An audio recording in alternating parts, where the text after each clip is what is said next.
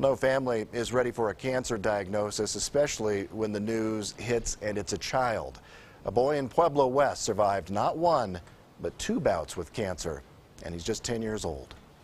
KRDO News Channel 13's Michelle San Miguel shows us why his story is positively proof. This is your party. It's a party that could not have come at a better time for 10-year-old Andre Duval. We're done with treatment, no medicines, no hospital. Andre has spent most of his life in and out of the hospital. When he was just 2.5 years old, he began bleeding out of his mouth. We took him to the ER and they didn't know. They just gave us nasal spray.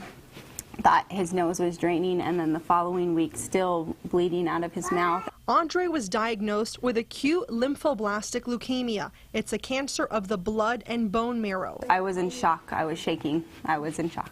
After 3 years of treatment and a clean bill of health, the cancer came back. And this time it was much more intense chemotherapy and radiation this time. But Andre's story is not one of lost hope. It's about perseverance. He's lost his hair, gosh, how many times do you think?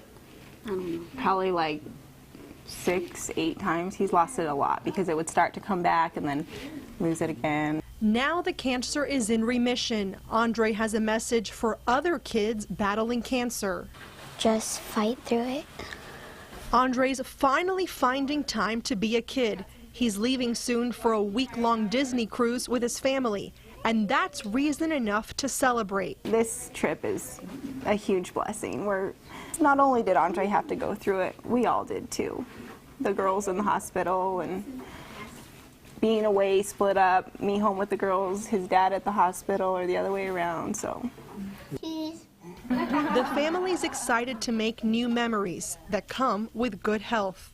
In Pueblo, Michelle San Miguel, KRDO, News Channel 13. Well, by the way, Dreamweavers of Southern Colorado is paying for that Disney cruise. Good luck, guys.